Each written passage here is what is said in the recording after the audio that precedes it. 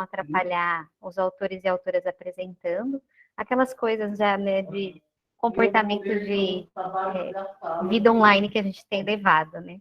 Então, boa apresentação dos grupos, os trabalhos estão bem bacanas. E aí, no final, a gente abre para as perguntas. Pode dar início, Renata. Bom dia, então. Eu sou a Renata, faço parte de uma equipe de trabalho com o PEI e vou estar falando, então, em nome dessa equipe, né? Estou aqui apenas representando toda a equipe. Eu vou fazer uma apresentação de tela e assim que vocês virem, podem me informar, por gentileza.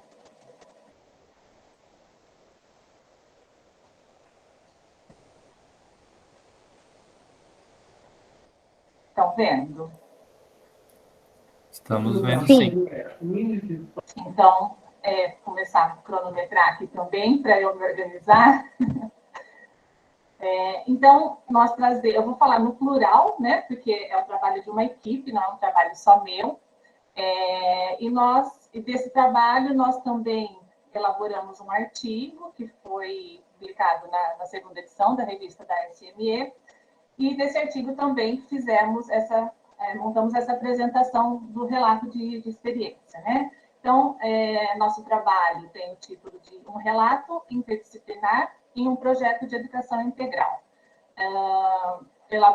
A escrita, né, elaborada por mim, pelo professor Igor Gardeng, professora Alessandra Céspedes e o professor Roraima Filho. Na verdade, somos nós quatro, por um processo de eleição no próprio grupo, né, de quem tinha interesse em escrever e apresentar, mas somos 11 professores nessa equipe.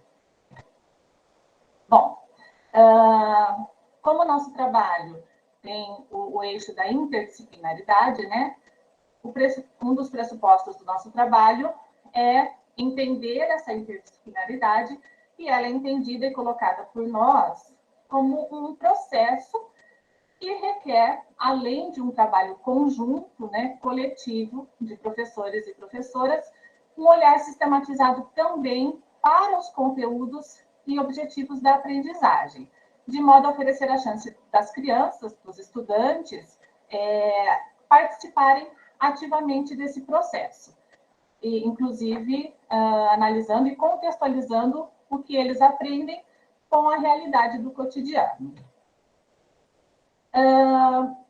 Nós, esse ano, ainda nesse formato de atividade não presencial, né, nos unimos, né, somos professores de 5 oficinas do PEI da escola da S. Reginato. E aí somos os professores das turmas do período da tarde. Então, são as turmas 3, 4 e 5, e nos unimos desde o início do ano para planejar essas atividades educativas não presenciais. Bom, a construção de um trabalho interdisciplinar é pressuposto também do projeto, do programa do PEI, né? E caminha na direção de potencializar a formação multidimensional, que é a proposta do PEI desde 2019, quando a resolução cria e organiza, né, o PEI. A Base Nacional Comum Curricular, a BNCC, também aponta, né, hoje um documento normativo que nós temos aí como norteador, também aponta que o ensino significativo e de qualidade precisa ser interdisciplinar e contextualizado, embora a base não traga como fazer isso, né?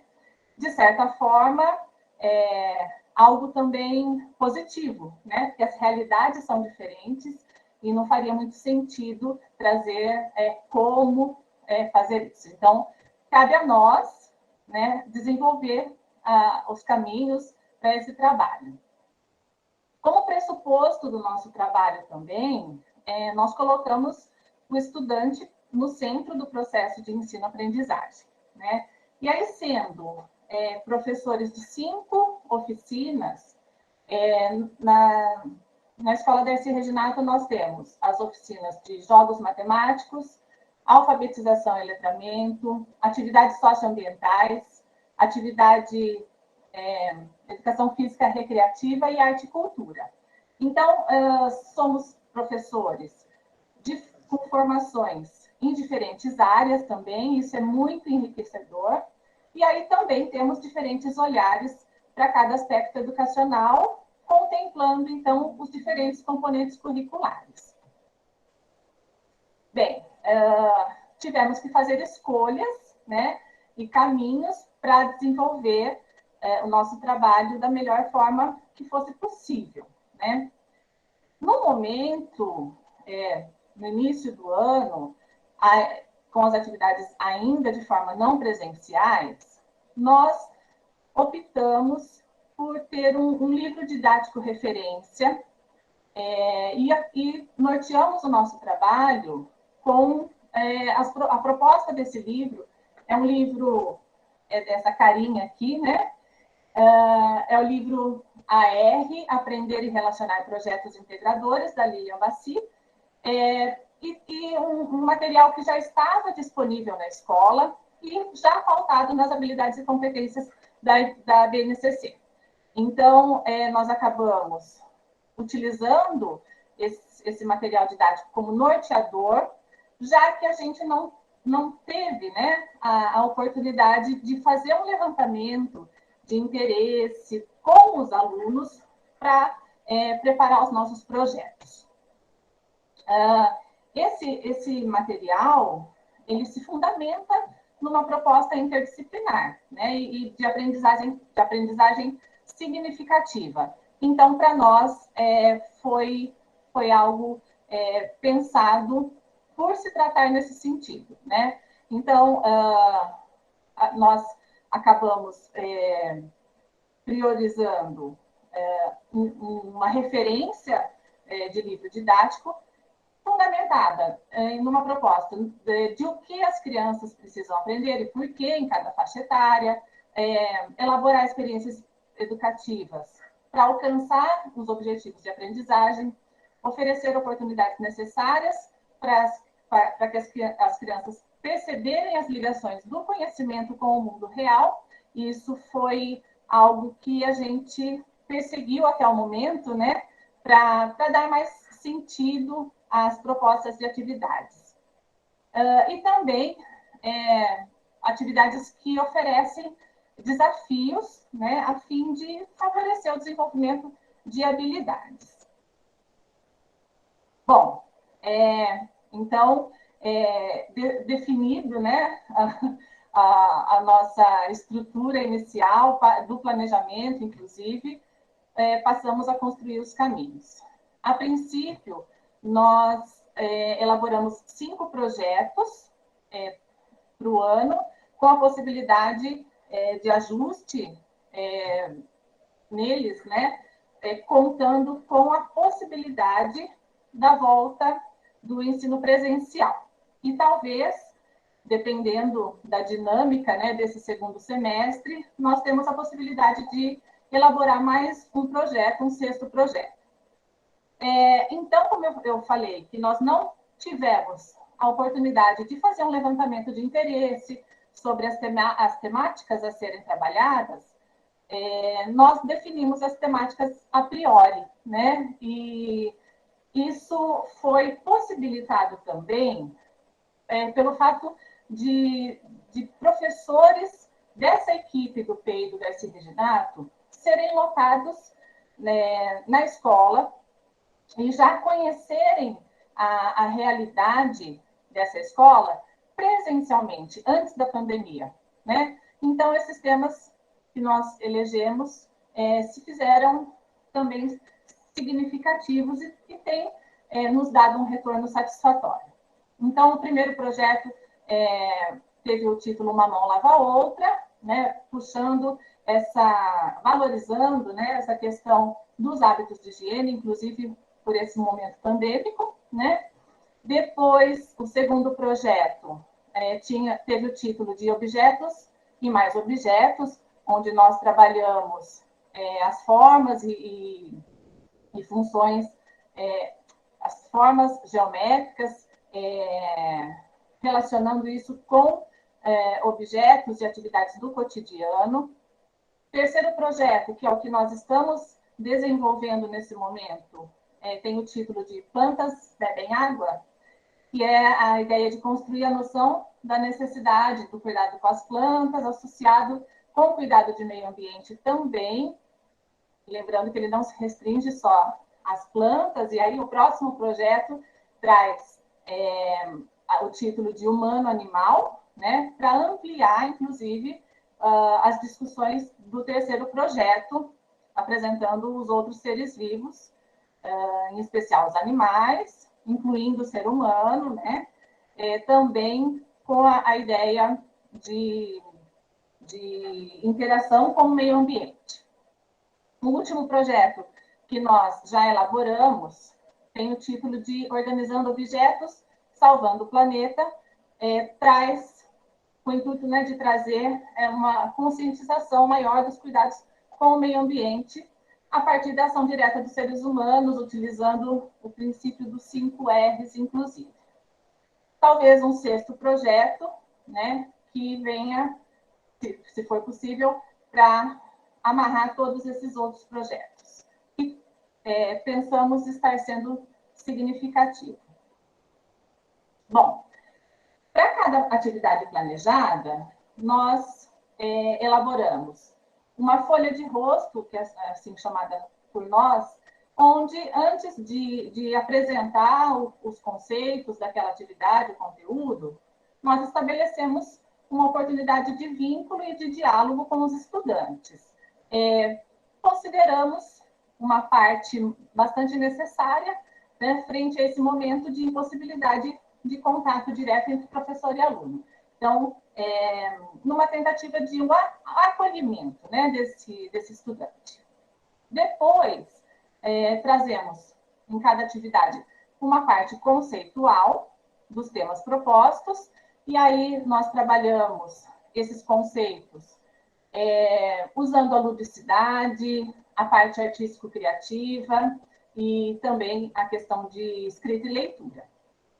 E sempre deixamos como sugestões nas atividades vídeos, animações, jogos online, leitura de livros, fixados na atividade em forma de link e QR Code, né? E objetos digitais de aprendizagem que complementam essas atividades, também colocando aos estudantes, que não é algo obrigatório, né, no intuito de aguçar um acesso por mais conhecimento em outros tipos de ferramentas e plataformas.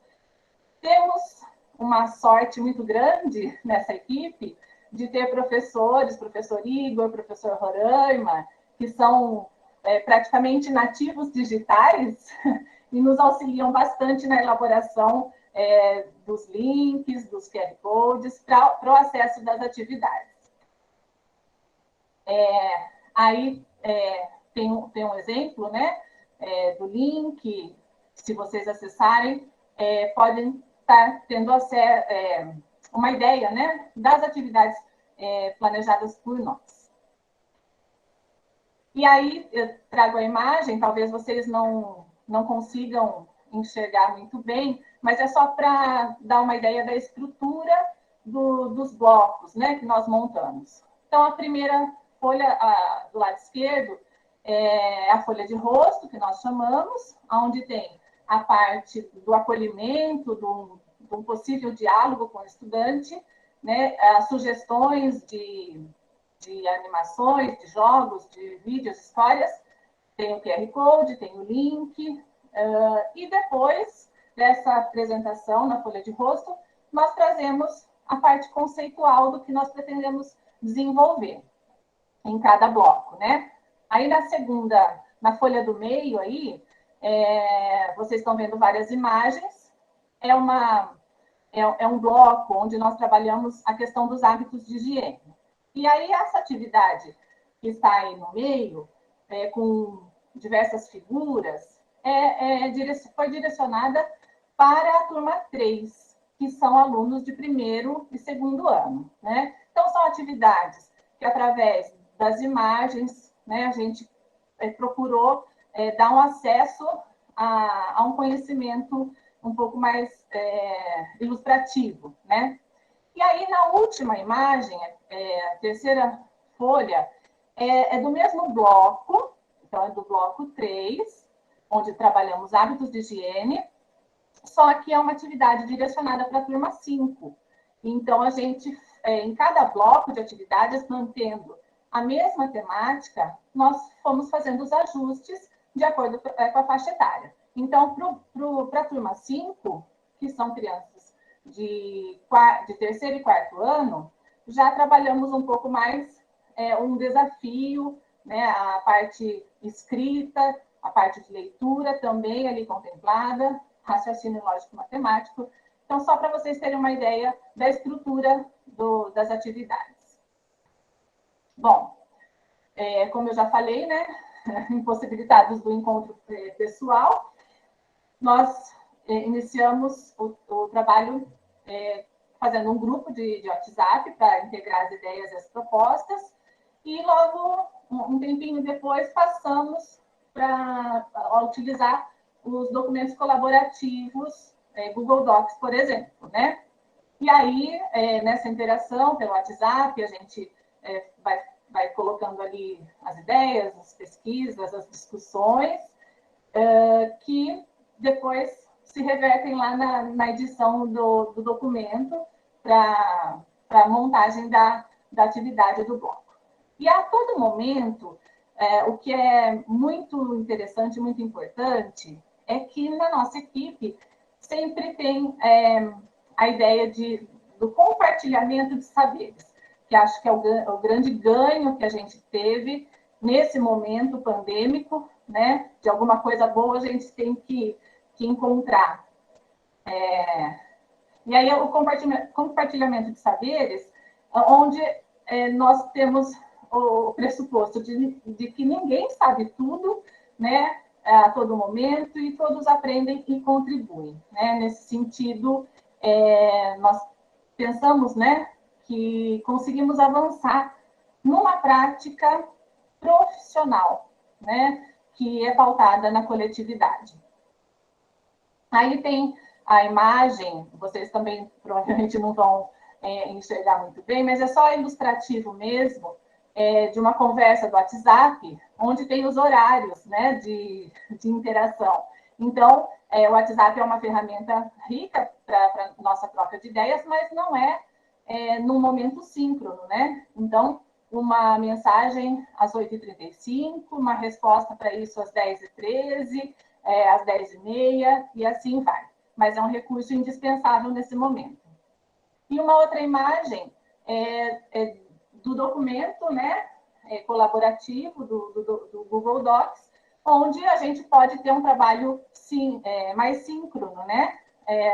Todo mundo pode ir editando ao mesmo tempo, e isso foi valiosíssimo para o nosso trabalho. Otimizou muito o nosso tempo e o nosso trabalho.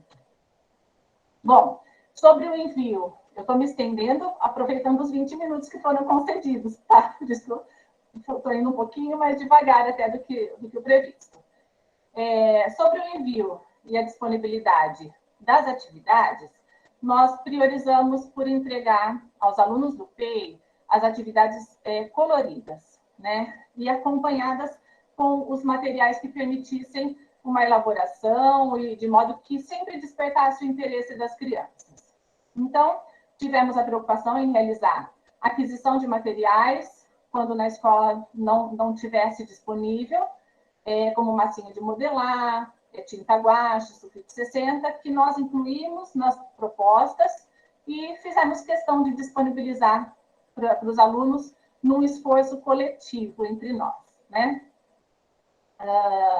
E aí, acreditamos que por ser um PEI também, se fosse de forma presencial, são alunos que passam o dia todo na escola, precisa ter uma atratividade maior também, né?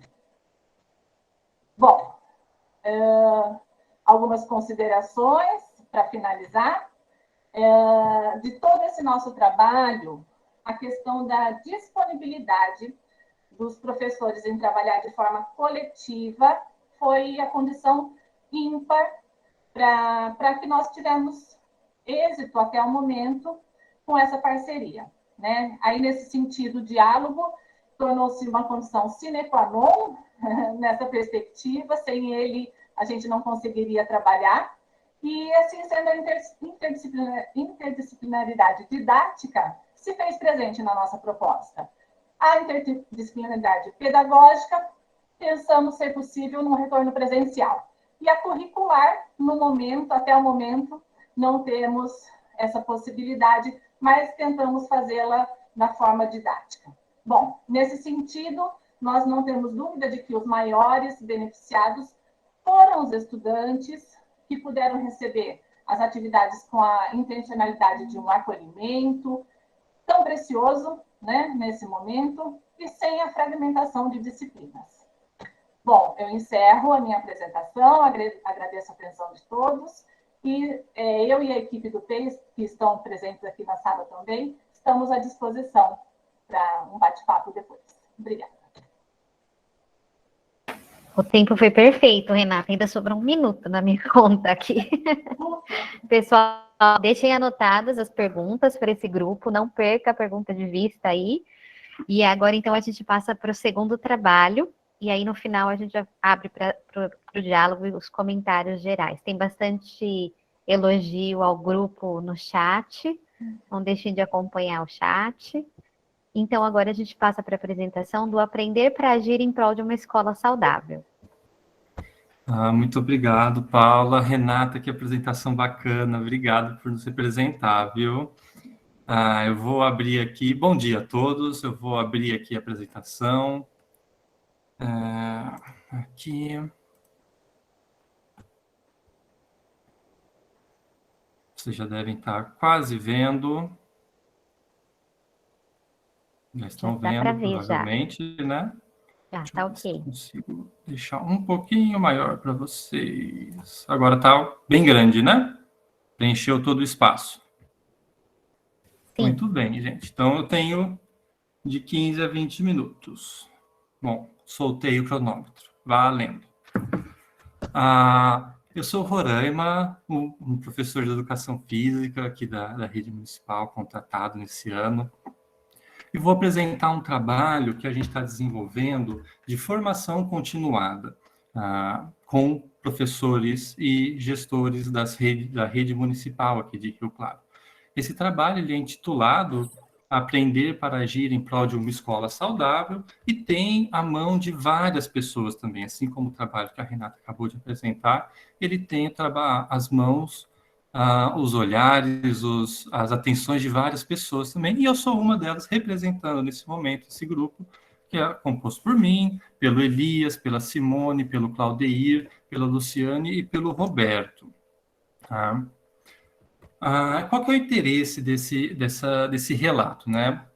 Para entender um pouco do porquê que a gente propôs esse curso de formação, a gente dá uns passinhos para trás para entender o contexto em que a gente estava e que a gente está nesse momento.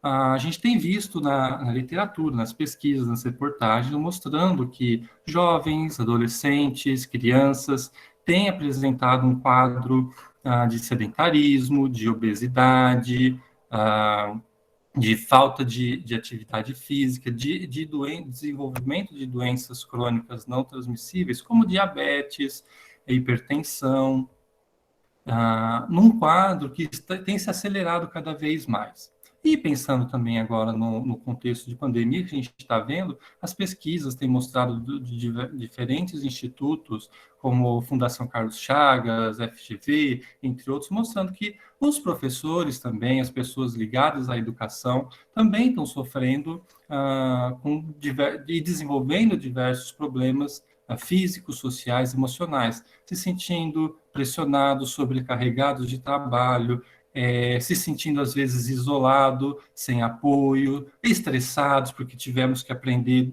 da noite para o dia, né, diferentes novas formas de fazer o que a gente fazia antes em sala de aula. E tudo isso tem provocado um processo de adoecimento das pessoas, tanto do ponto de vista físico, como do social e do emocional. E quando a gente pensa na escola, ela é intencional. Por quê?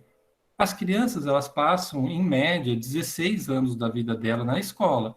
Os professores, quem trabalha na, na escola, também passam muito tempo dentro desse ambiente escolar, desse ambiente de trabalho, desse ambiente de formação. Então, é possível pensar que a escola seja um ponto, um dos espaços que possam ajudar a desenvolver algumas habilidades, competências e conhecimentos que ajudem a promover a saúde não do ponto de vista de não estar doente, mas das relações sociais, das relações emocionais, de um ambiente agradável de trabalho, de desenvolver processos de ensino e aprendizagem que desenvolvam habilidades para essas crianças aprenderem a escolher, aprenderem a agir, assim interagirem dentro e fora da escola. Então, é uma saúde que a gente está usando como referência ao que a Organização Mundial de Saúde fala, que é um ponto de vista do bem-estar físico, social e emocional, que engloba mais do que não estar doente, mas sim estar bem e conseguir fazer bem as atividades do dia a dia.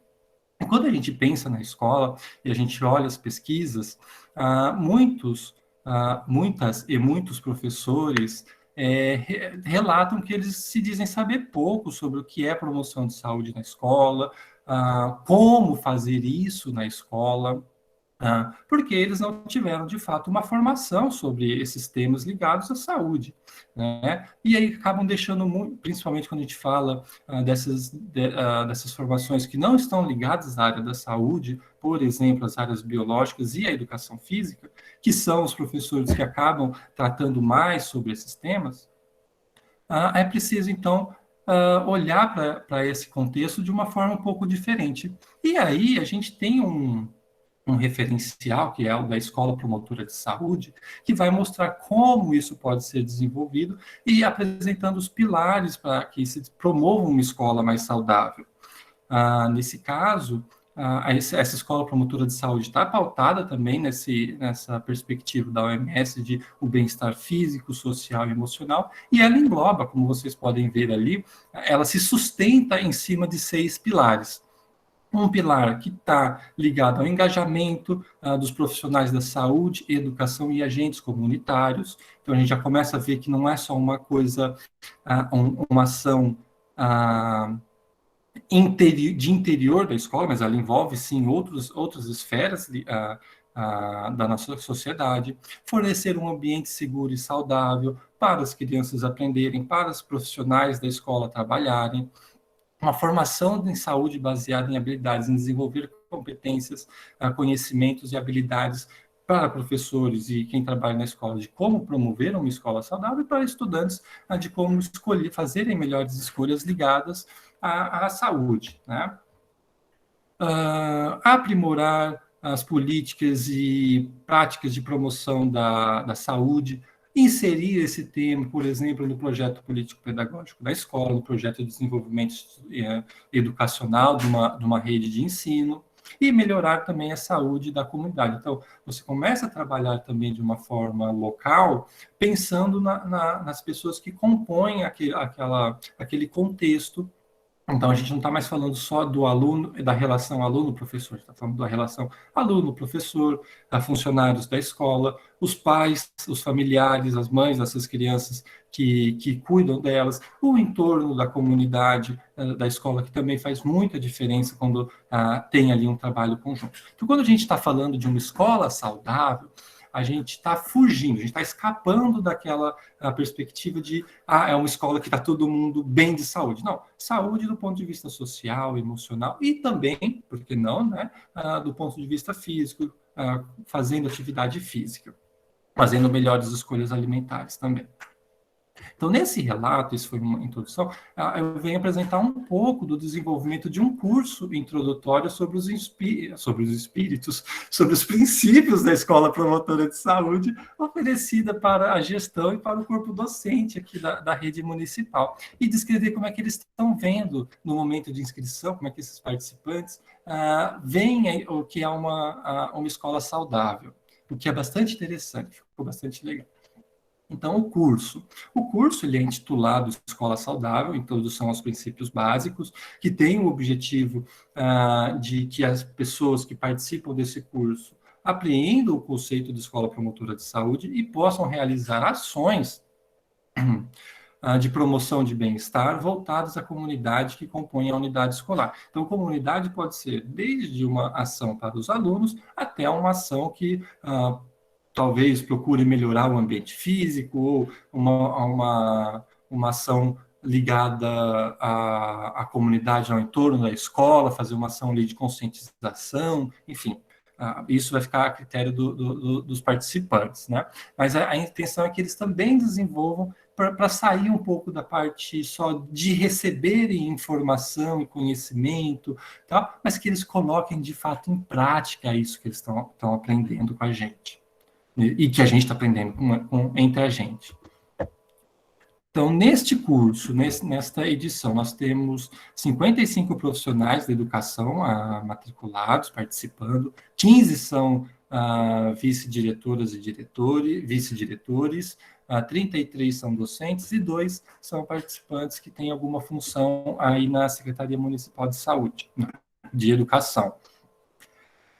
Esses encontros, eles acontecem semanalmente, entre 10 de junho e era até 26 de agosto, mas ontem, no nosso encontro, a gente aumentou um pouco essa data, porque agora começam os processos de tutoria, em que nós, professores do curso, vamos ajudar esses participantes a desenvolver, a planejarem, desenvolverem e avaliarem essas ações que eles vão realizar nas suas respectivas escolas. E a gente tem trabalhado em cima de alguns temas nesse projeto, nesse curso. O primeiro deles foi essa questão do conceito do que é uma escola promotora de saúde, quais são os pilares que compõem essa escola promotora de saúde. Depois, a gente também falou um pouco do papel e da importância da gestão escolar no apoio e no suporte ao desenvolvimento de ações dessa natureza numa escola. E agora a gente está entrando no último tema, que é o desenvolvimento de projeto, ação e o processo de tutoria. E o que esses participantes disseram quando eles entraram no curso? Essa é uma pausa intencional para vocês conseguirem olhar um pouco o desenho. O que vocês estão vendo é uma nuvem de palavras. Quanto maior a palavra, mais frequente ela é na fala desses participantes, ou nas respostas desses participantes na inscrição deles. Então, se a gente olhar ali, a gente consegue identificar o ambiente, o respeito, o ambiente físico, que eles estão bem grandes, porque eles são a mesma palavra, tá? A questão da qualidade, alimentação, promoção, crianças, práticas, pessoas, bem-estar, hábitos, comunidade. Então, de maneira geral, e que surpreendeu assim, positivamente a gente, é que as pessoas que estão participando desse curso mostram que a concepção que eles têm já de o que pode ser uma escola saudável foge já, escapa já de uma perspectiva mais biológica, de ausência de doença. Né? Apesar de ter uma ou outra fala ligada a isso, a maioria, que também faz parte de uma escola saudável, mas a gente já consegue perceber uma ampliação disso. E a gente tentou organizar um pouco categorizar um pouco o que esses participantes têm falado, com base naqueles pilares da escola promotora de saúde. Aí a gente tem ali acesso alguns falando acesso a serviços de saúde e tal, mas o que chamou mais a nossa atenção é que a maioria desses participantes falam de escola saudável também como um ambiente seguro e agradável, do ponto de vista das boas relações sociais dentro da escola, também como do ponto de vista de processos de ensino e aprendizagem de maneira contextualizado com que as crianças e com os profissionais que trabalham naquela escola acham importantes serem desenvolvidos. Também foi falado bastante sobre políticas e práticas de saúde e também como melhorar a saúde da comunidade. talvez um pouco desse aspecto seja causado pelo contexto que a gente está vivendo agora de pandemia, que a gente está pensando sempre numa escola, o que é uma escola saúde, escola segura, o que é um ambiente seguro para as aulas, né? Talvez isso também possa ter influenciado um pouco as respostas desses participantes, porque era a discussão que estava tendo no contexto aqui do município de Rio, que estamos tendo também ainda no contexto do ensino de Rio Claro. Mas já chama e nos deixa muito felizes ver que há uma preocupação, sim, para o além da saúde, como a ausência de doença. Também tem o engajamento de profissionais, a formação em habilidades e acesso a serviços de saúde. E né, no decorrer desse curso, a gente também pensou ali em algumas ideias. Eu digo, os participantes desse curso também começaram a apresentar o que pode ser feito, como que pode ser feito, ações para promover uma escola saudável. E aí é interessante porque muito do que os professores já fazem na escola, tem alguma relação com uma escola promotora de saúde. Às vezes ela é uma ação bastante isolada dentro da sala de aula, às vezes ela consegue ganhar um pouco mais de espaço dentro da escola.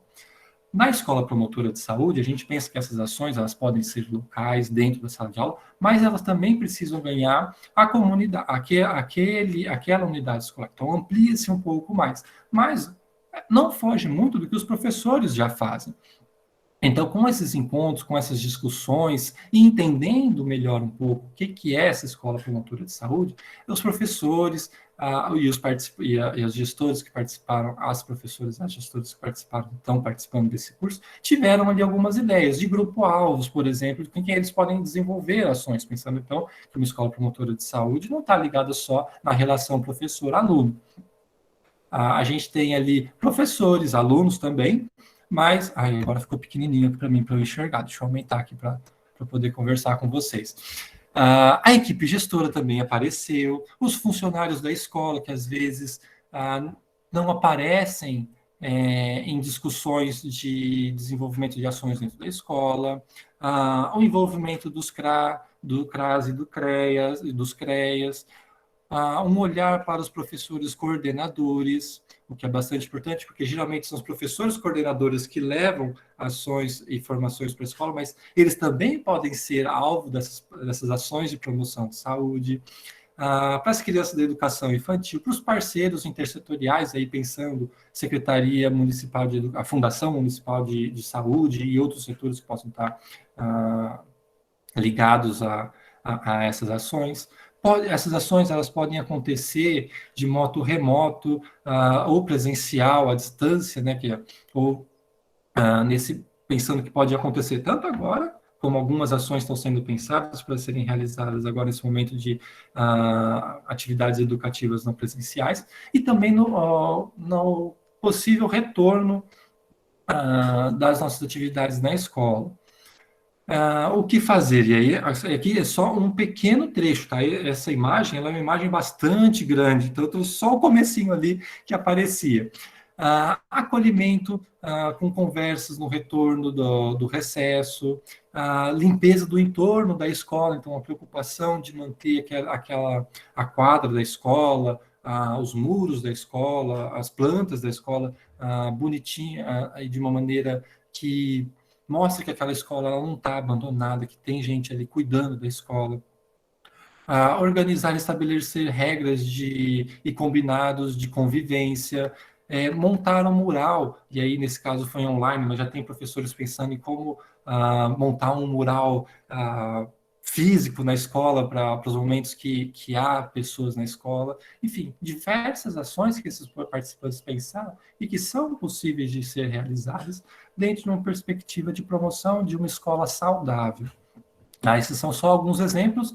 Num futuro próximo, a gente espera trazer os resultados da aplicação desses projetos, desses professores, mas o que chama atenção para a gente no desenvolvimento desse curso, porque ele ainda não acabou, a necessidade de abordar, então, a saúde a partir de uma visão mais holística, mais plural, escapando dessa coisa de eu sou saudável porque eu não estou doente, eu sou saudável porque eu tenho relações sociais boas, eu tenho relações profissionais boas, eu tenho um ambiente de trabalho que permite desenvolver o processo de ensino-aprendizagem de maneira adequada, eu tenho pessoas engajadas apoiando essa realização. A gente sabe que esse é um curso curto, de curta duração, e que talvez ele não provoque todas as mudanças e transforme todas as escolas como escolas saudáveis. A gente sabe que não é assim que funcionam as coisas. Mas certamente esse curso está oferecendo para esses participantes as ferramentas iniciais para eles começarem a pensar e a desenvolver alguns projetos dessa natureza. Isso nos é importante porque a gente sabe que essa formação ela é uma formação que não acontece em um único momento, é uma formação profissional, uma formação ao longo da vida, e nos chama a atenção também a importância de atentar para processos de formação continuada, pensando não só nos professores, mas em outros participantes dessa esfera educacional, dessa esfera de ensino, que são os gestores educacionais, as pessoas ligadas à saúde também, que podem estar envolvidas, e as pessoas funcionários da escola, que trabalham, que desenvolvem também ações dentro da escola. Então, com isso, eu agradeço a atenção de vocês, convido-os para conhecer o nosso site, nossos trabalhos e as nossas redes sociais, para acompanhar um pouquinho mais o que a gente está fazendo. E encerro aqui. Obrigado. O tempo também, vocês combinaram de... É que ganha 5 minutos a mais, vem no luxo, né? Quando a gente só pensa que tinha 15. Foi muito bom a questão do tempo. Os dois trabalhos dialogam muito entre si também, pela questão dessa perspectiva muito mais para o complexo do todo, muito mais ampla do que focada, que é a proposta dos dois de alguma forma. E aí eu vou então abrir para as perguntas e eu vou pedir para as pessoas usarem o recurso da mãozinha para a gente conseguir manter a ordem delas de quem levantou a mão primeiro para fazer as questões para os dois trabalhos. A hora que for fazer a pergunta, eu acho interessante se apresentar, falar qual que é a área, qual escola que é, assim a gente tem uma chance de conhecer novas pessoas, apesar de estarmos num ambiente virtual, né, e com muitas pessoas, mas eu acho que é viável se apresentar e falar de onde é, e aí fala para qual trabalho direciona a pergunta. E os demais membros do trabalho, os demais autores e autoras, também podem colaborar no processo de resposta, e agora o nosso tempo está aberto e amplo para abordar outras questões que às vezes não deu tempo nessa apresentação, que é mais sintética mesmo. Então, pode um de cada vez, para a gente começar o processo das perguntas. Se não tiver nenhuma, eu vou fazer as minhas daí.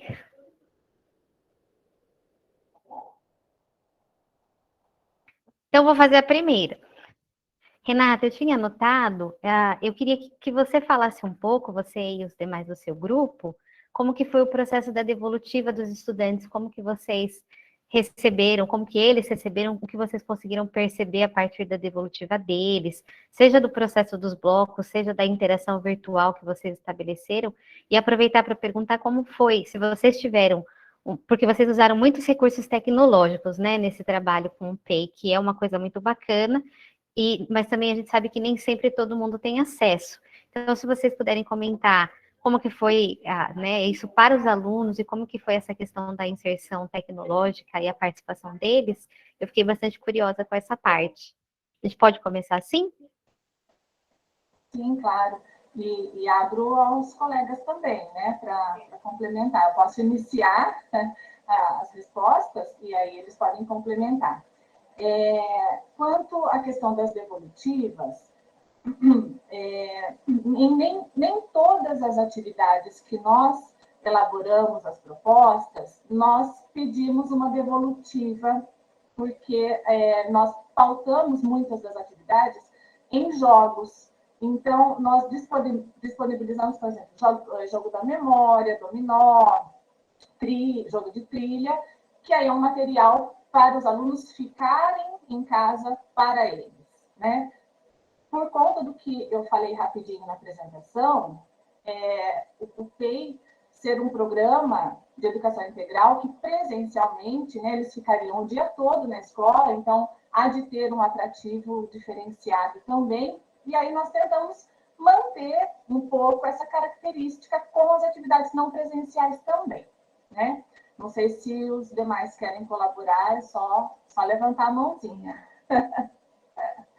Em relação às devolutivas, nós tivemos em torno de 70% a 80% das devolutivas dos estudantes quando nós pedíamos algo, né, para ser retornado à escola. Então, temos um grau de satisfação razoável, né, satisfatório em relação às devolutivas. Quando as devolutivas, algumas delas, nós pedíamos uma apreciação da atividade, né, que o estudante colocasse ali, ou em forma de desenho de carinha, ou uma pequena frase, o que acharam da atividade, praticamente todos gostavam, né, então, das propostas. É muito complicado a questão das devolutivas, né, porque tem a questão da confiabilidade, né? A gente não tem garantia, né, do como foi desenvolvido, em que momento, em que circunstância, né? Mas nós temos que nos apoiar um pouco nisso também. Não sei se eu respondi as duas questões, e aí também os colegas profissionais aí da equipe podem colaborar. Renata, primeiro, bom dia a todos. Colocar também a questão da quantidade de acesso que os alunos fazem nos links. Pelo bit.ly, a gente consegue ter um retorno de quantos acessos cada link teve. Então, fica em torno de 20, 22, 25 acessos, né? Não é muito quando você pensa numa turma de 40, somando todos os 3 P's. Mas pelas limitações que o nosso próprio público, que o nosso próprio público tem, né, em acesso, consideramos satisfatório e proveitoso a utilização de tecnologias. Só complementando, Igor, que na minha apresentação, acho que eu falei que nós colocávamos como sugestões, né, os jogos, as histórias, as animações, mas que não era algo obrigatório, pensando realmente na dificuldade de acesso, né? A gente tem que levar em conta isso. Só complementando. Só para finalizar o que a Renata e o Igor colocaram, isso é de fato, toda essa parte do recurso a mais, né, do digital, foi sempre explícito que era uma sugestão de complementação. Acho que a gente não me lembro da gente ter focado toda a proposta numa atividade que fosse online, só porque a gente sabe justamente que tem essas condições. Então, o que a gente falava, se você puder, tem essa oportunidade também de você aprofundar mais. Mas é claro que a gente sabe que também tem outras atividades que essas crianças fazem, além das do PEI, e às vezes isso também concorre com a proposta, né? Obrigada, pessoal. A próxima a fazer pergunta é a Dani Turola. Bom dia. A questão de enviar as atividades, né? Foi enviado os blocos e foi também enviado por WhatsApp. Dois entraves que eu acho que às vezes contribuiu para não ser mais próximo assim de todos conseguirem responder foi a questão de às vezes tem um celular só e mais de uma criança na casa, às vezes os pais ou os cuidadores eles não têm conhecimento das plataformas e não sabem como fazer, né? Então, acho que essas duas coisas, no começo, foram um pouco difíceis para a gente conseguir ter um retorno maior, né? É isso que eu queria perguntar para você, se a questão do desconhecimento dos responsáveis com as plataformas foi um dos motivos considerados. Dani, a gente não pode desconsiderar isso, sem dúvida, né? Mesmo porque foi um atropelo para todo mundo, né? ter a escola de forma à distância, virtual, né, não presencial. Então, realmente, é um fator a se considerar, sem dúvida.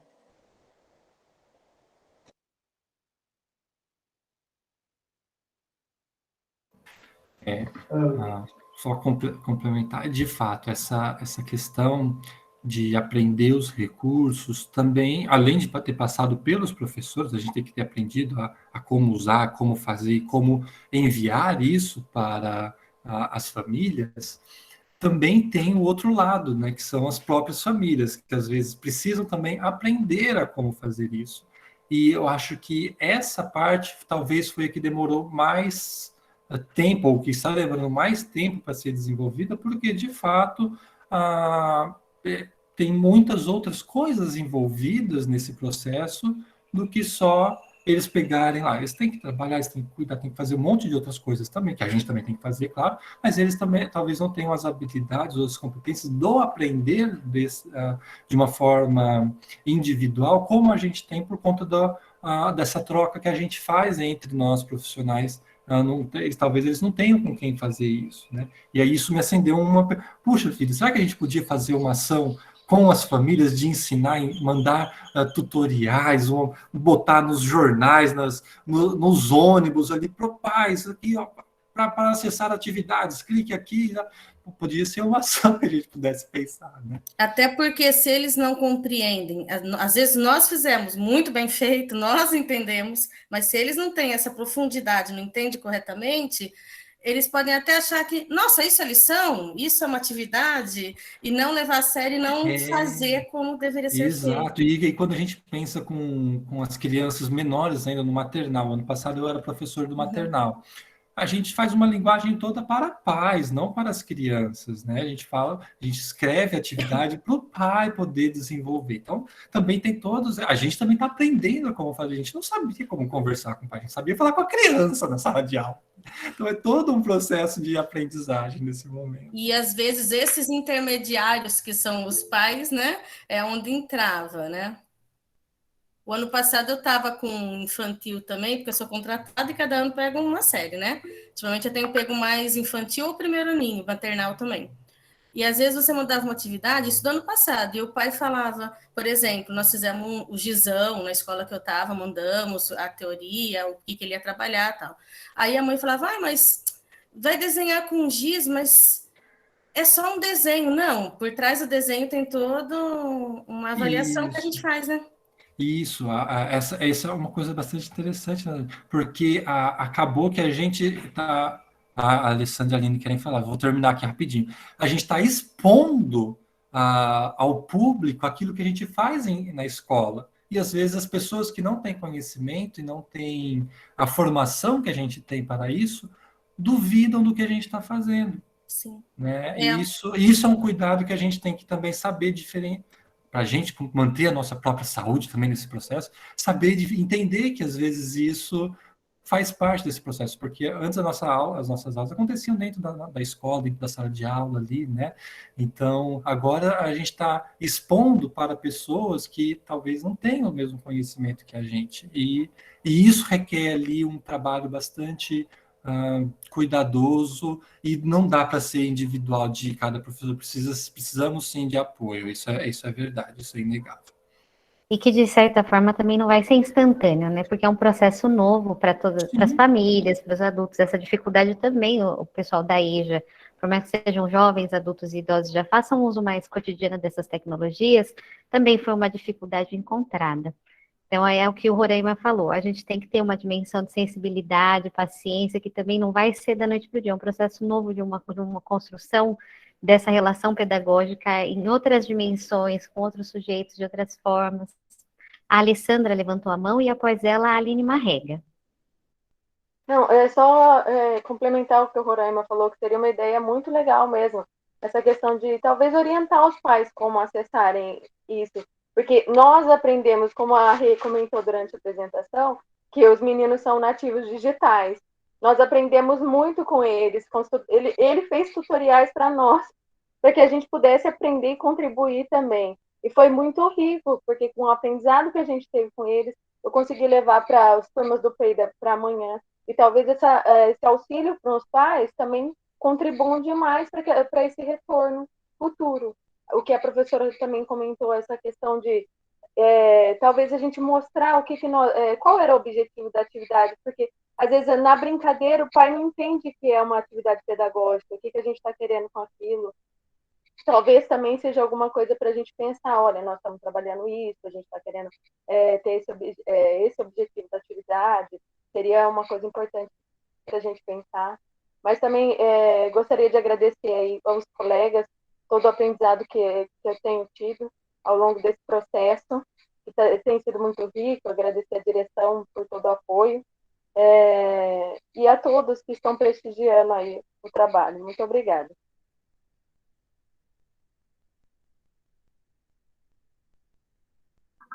Agora, então, olá, tudo bem?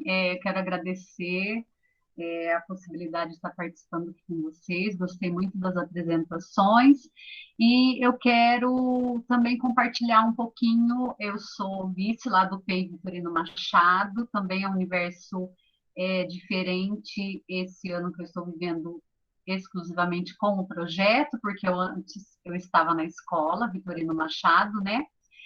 E com relação à fala dos registros, né, a gente fica muito angustiado em ter algo. Os professores precisam de algo até mesmo para fazer o registro reflexivo. Né? Então a gente fica, nossa, o que a gente vai pedir de registro? E aí, quando a gente pensa na essência do PEI, né? Mas que registro seria adequado, já que o foco é todo, a maioria através de jogos. Então, a gente desenvolveu, nós, né, gostamos muito de registro fotográfico e a gente se envolve muito com isso, e então a gente sempre pede esse tipo de registro para eles. E aí a gente dá exemplo, a gente percebeu que as mães às vezes comentam, eles não gostam muito de tirar foto.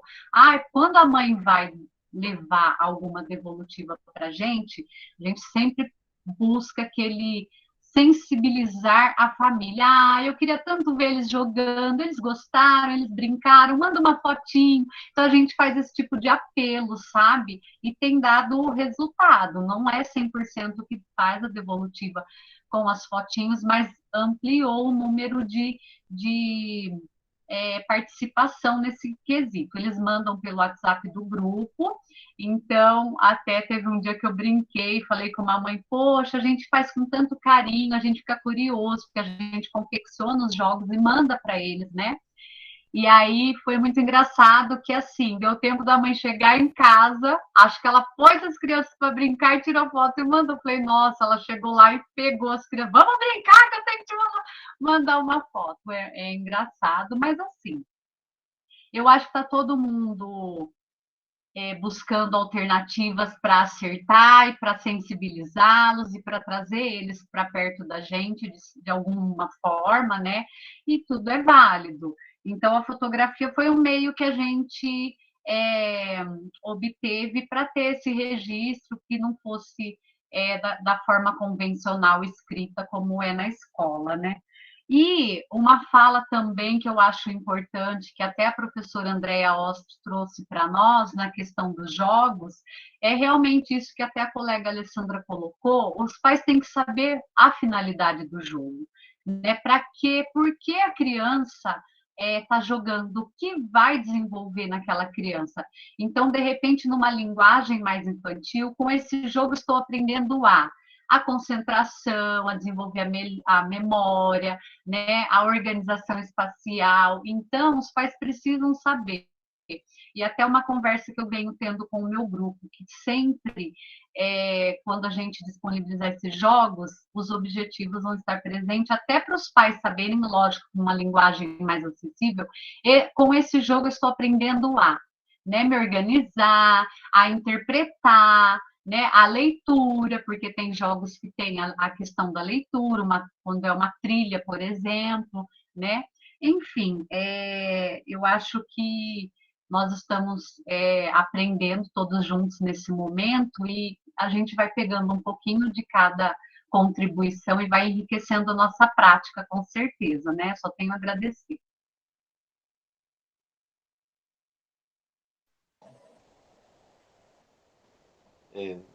Eu estava olhando no chat, a Juliana Troia fez uma pergunta para gente. Além das tecnologias mais conhecidas, quais outras vocês utilizaram?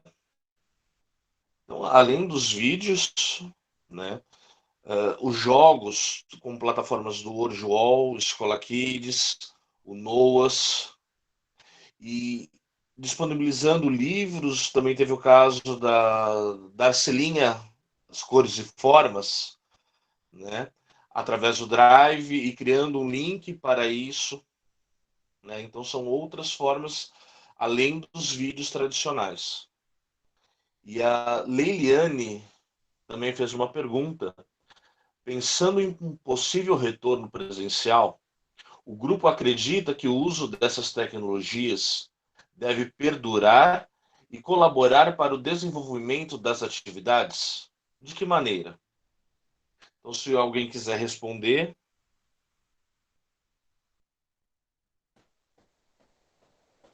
A Bom, mais difícil eu jogo para vocês. poderia começar, Igor. Eu acho que a pergunta que a Paula, né, daria sequência. Essa aqui o Igor já leu, da Liliane. Então tá. Eu penso que a questão do uso de tecnologia é algo sem retorno, né? Nós teremos que dar continuidade, sim. Aliás, isso já é preconizado desde a Lei de Diretrizes e Bases, né? O uso das tecnologias digitais. E aí, em outros documentos normativos, na sequência aí dos anos, também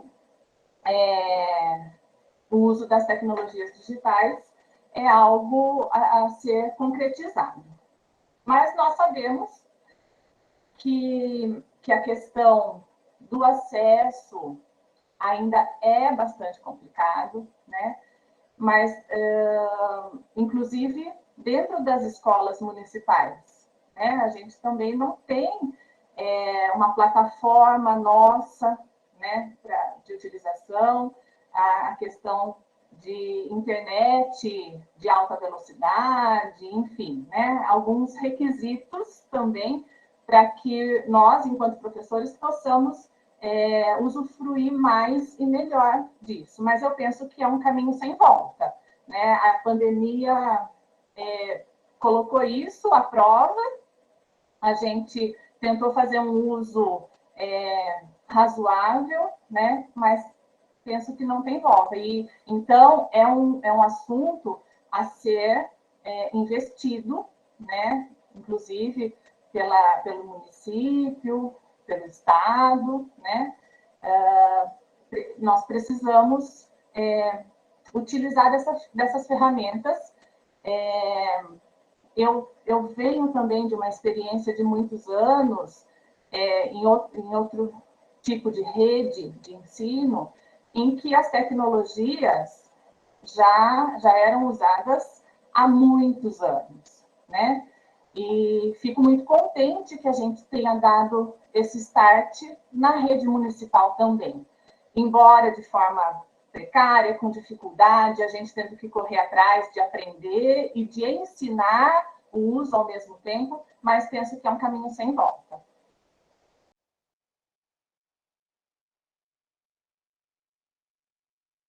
Igor, pode falar na sequência Roraima, Leliane, e aí eu faço a minha pergunta também. Inclusive, né, Renata, o uso dentro da sala de aula em estações. Quando você trabalha em estações rotacionais, é importante você ter esse uso.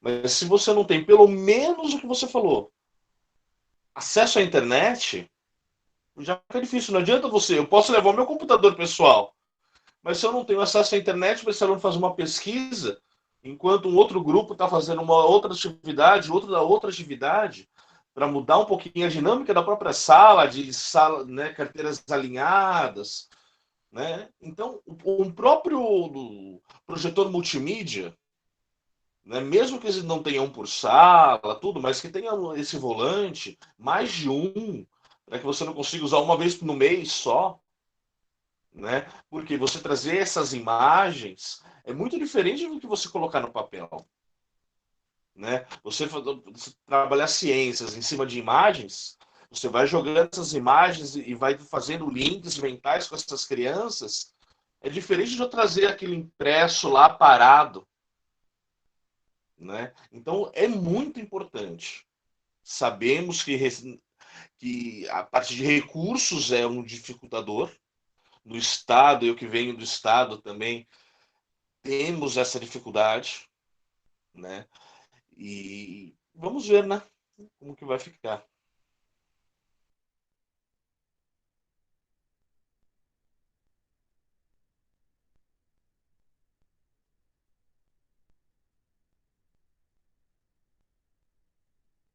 Roraima, seu microfone está fechado. Eu só baixei a mão e esqueci de ligar o microfone. Acho que ainda vou nessa da tecnologia. Quem me conhece sabe que eu sou super animado com essas coisas de tecnologia, mas tem uma coisa que nesses últimos anos tem me atentado e feito refletir, pensar sobre com qual intencionalidade a gente está pensando no uso dessa tecnologia. A gente vai só usar a tecnologia só para substituir o que a gente faz, ou de fato essa tecnologia vai ser trazida para enriquecer esse processo, para ajudar a desenvolver algo que a gente não conseguiria sem essa tecnologia? Acho que esse é um ponto muito, muito interessante, porque a gente, e aí eu vou fazer uma provocação que eu não sei para onde isso vai levar essa discussão depois, tá? Mas a gente tende a achar que as crianças, por serem nativas digitais, elas já sabem fazer muitas coisas. E talvez essa pressuposição nossa pode dar uma rasteira na gente, porque elas devem saber. Tem pesquisas mostrando que muitos planos de dados hoje, principalmente os mais baratos, eles dão acesso ao WhatsApp e Facebook. O WhatsApp e Facebook são redes sociais, não é que quer dizer que as crianças estão ali ser nativas digitais e saber fazer tudo. No máximo, elas estão sabendo usar o WhatsApp e Facebook. Outro ponto, e aí é a provocação que eu vou fazer, todos nós nascemos na era da comunicação escrita e falada. Então, nós somos nativos. Mas não por isso a gente não teve que aprender a escrever e a falar. As crianças, os pais, a gente também precisa aprender a usar isso de uma forma intencional. Professores, de uma forma pedagógica. As crianças, para um processo de ensino e aprendizagem. Porque ontem eu participei de uma... ainda bem que eu participei, porque muitas reflexões estão vindo de ontem, de uma palestra que estava tratando um pouco desse aspecto, que fala qual que é a intencionalidade. Por quê? A tecnologia ela é ali é um território, é onde as coisas acontecem. Dentro desse território que está circulando as informações, os conhecimentos, as crianças, nós, e aí falo crianças, também coloco a gente, porque nós estamos aprendendo, nós somos sempre jovens, também temos que aprender a lidar com essas novas formas de informação. Não é o celular ou o computador, mas é como é que isso acontece dentro desse território.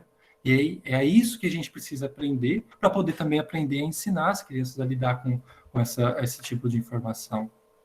Então, quando a gente pensa, a Liliane perguntou do uso da tecnologia, ela pode sim ajudar, porque mesmo que a gente retornar agora, vai ser um retorno aí meio dividido, né? Então, uma parte ainda vai continuar sendo feita em casa, outra parte vai continuar sendo... Talvez o uso da tecnologia possa ajudar a gente a enriquecer esse momento fora da escola, para as crianças, esse processo isso pode ajudar, mas desde que seja intencional, tá? E a gente nunca pode esquecer essa questão da intencionalidade do uso dessas ferramentas, porque senão a gente podia simplesmente entregar só o impresso, sem a sugestão da tecnologia, mas há uma intencionalidade ali também.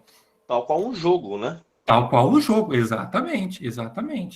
né? Então, acho que precisa ser, pode ser necessário? Pode ser. Pode não ser necessário? Pode não ser. Depende de como vai ser desenvolvido esse trabalho. E aí, isso fica muito a critério do professor, daquele grupo de trabalho, não só do professor, mas aquele grupo de trabalho daquela escola, para decidir e para continuar esse trabalho que a gente veio relatar de um caso que a gente está fazendo no PEI, mas que certamente está acontecendo em outras escolas, que é desse trabalho discutido, esse trabalho planejado coletivamente. Pode até não ser interdisciplinar na sua natureza, mas ele é coletivamente pensado. E precisa se continuar isso, mesmo depois que voltar às aulas. E aí, já jogo a bomba para a Paula, para o pessoal da Secretaria Municipal de Educação, de pensar como é que eles podem ajudar as escolas a manter, a criar um espaço, aumentar esse espaço de planejamento coletivo dos professores da escola. A bomba é de vocês. Inclusive, especificamente para o PEI, né? Para o PEI, exato. E para todas as outras disciplinas também, todo o processo. Bom dia, pessoal. Muito do que eu queria comentar vai na mesma direção do que o Roraima estava falando. Tem alguns estudos, eu assisti algumas palestras, alguns debates que falam um pouco sobre o uso das tecnologias agora na educação, e aí eu até fiz um comentário no chat, da gente pensar esse uso consciente da tecnologia, né, fazer esse debate, que é um debate muito sério dentro da escola, né, no sentido de que, se a gente não faz esse uso pensado, bem planejado dentro da escola, a gente corre o risco de aprofundar ainda mais as desigualdades que existem, porque a gente sabe que existe uma dificuldade de acesso de grande parte da população, como o próprio grupo já colocou muito bem aqui.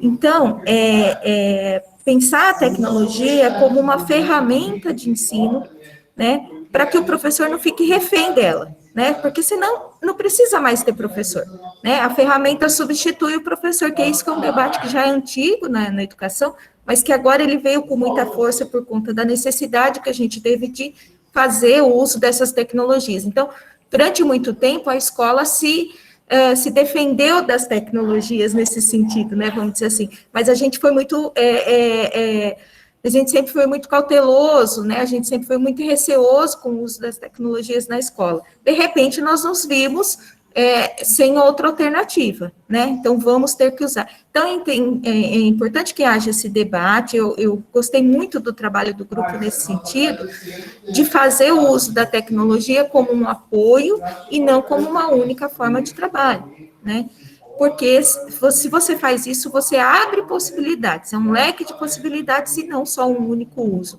E eu acho interessante que esse debate seja feito, que esse debate continue na rede, como o Roraima falou, está lançada aí a discussão, é muito importante que a gente faça isso, porque eu vou falar de dentro da secretaria.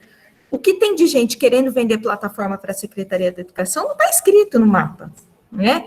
Eles estão a todo momento, olha, isso aqui vai resolver todos os problemas da educação, isso aqui, quando a gente sabe que o nosso problema é muito mais profundo, né? Então, é importante que haja esse tipo de trabalho seja mesmo divulgado. Eu fiquei muito contente também com a Paula que comentou que vocês também divulgaram na revista. Então, é muito importante que esse trabalho seja reconhecido na rede e que a gente faça esse uso consciente, esse uso debatido, estudado, aprofundado na rede, para não virar refém da tecnologia, né? Que a tecnologia seja mais um instrumento, mais uma ferramenta, né? Porque, como a Dani até colocou no chat, o ensino híbrido veio para ficar, né? Mas ele não pode ser imposto para a gente como uma regra. É a gente que tem que pensar esse ensino híbrido, é a gente que tem que desenvolver isso. Porque é muito fácil a Secretaria da Educação comprar um currículo pronto, né? Tem muita gente querendo oferecer, tem muita empresa querendo oferecer, mas o que a gente precisa pensar será que o Google, uma empresa como o Google, porque o Google é uma empresa, uma grande empresa, que visa lucro, né? Será que o Google tem os mesmos interesses que nós, educadores? Será que eles pensam a educação da mesma forma que nós? Então, é esse debate que tem que estar sempre alimentando as nossas conversas. Mas parabéns ao grupo pelo trabalho, muito bonito. Fico muito contente que vocês estejam socializando. Sem querer mudar o mood da coisa, eu queria também fazer uma pergunta para o segundo trabalho, que é parte das pessoas do mesmo grupo, parte não. A temática da escola saudável, nessa perspectiva muito mais ampla, ela também não deixa de considerar a realidade e o contexto de vida dos nossos alunos, né? Eu já parti dessa ideia. E tem algumas temáticas, quando a gente pensa em escola saudável, que perpassa alimentação, que perpassa condição de saneamento básico, que a gente sabe que é uma dificuldade que vai muito além do espaço escolar, que atingem os nossos alunos das diferentes faixas etárias, porque a gente lida com todo tipo de realidade que está na nossa sociedade, e essas diferenças estão na nossa sociedade. E aí eu queria perguntar como que esse curso entrou nessas questões, né, sem ter um tipo de prática que tendesse a um determinado padrão, sem levar em conta esse tipo de... Eu imagino que não, lógico, mas é que eu acho que é interessante abordar essa questão, porque quando a gente fala de escola, de uma alimentação saudável, por exemplo, não adianta a gente pensar num tipo de alimentação que é inacessível para os nossos estudantes, né, e sem ter em conta essas outras coisas, porque aí a gente cai no risco de querer padronizar uma coisa que é inacessível e dizer que aquilo que ele come no dia a dia dele não é bom, e entre outras coisas dessa natureza que atravessa a nossa perspectiva do que é saudável, de não incorrer em prática higienista e esse tipo de coisa. Então, eu queria que vocês comentassem, se for possível, alguma coisa nesse sentido, como que o curso levou isso em consideração, se vocês conseguiram abordar isso, se as pessoas trouxeram isso, se teve, às vezes, de repente, alguma resistência ainda com esse tipo de concepção. Não sei se é uma concepção predominante, mas imagino que às vezes aparece, porque a gente cresce nesse tipo de estrutura. Então, eu queria que vocês comentassem nesse sentido. Claro, Paula, obrigado. É bastante importante essa discussão também, né? Vem também, acho que, que a discussão anterior que agora essa pergunta sua não fogem muito da questão de saúde, porque também falar dos processos pedagógicos está ligado ao desenvolvimento de uma escola saudável, né? Mas quando a gente parte para essa esfera que foge um pouco do controle escolar, do controle não no sentido de força, mas do ambiente, em que as pessoas conseguem agir, por exemplo, a questão do saneamento, o que a gente mostra é que uma escola saudável também tenta, e aí não é só a função da escola, fiquemos claros disso, mas ele é um trabalho intersetorial. Né? Um dos pilares da Escola Promotora de Saúde é essa intersetorialidade, onde participam a Fundação, no caso aqui poderia participar a Fundação Municipal de Saúde, os investimentos necessários para melhorar as condições, seja da escola, seja da comunidade ao redor da escola, seja dos locais em que a escola tem, ou que as escolas têm influência, vamos dizer assim, que são bastantes locais, a participação de outros elementos, líderes comunitários, aqueles grupos de bairro que têm certa representatividade na discussão política, na prefeitura, nos fóruns, a participação de políticos, tentar trazer eles por uma realidade do processo educativo e mostrar de fato o que a escola está precisando, o que aquela comunidade está precisando. Pode ser do ponto de vista do nosso trabalho dentro da escola, mas pode ser também do ponto de vista para aquela comunidade, né?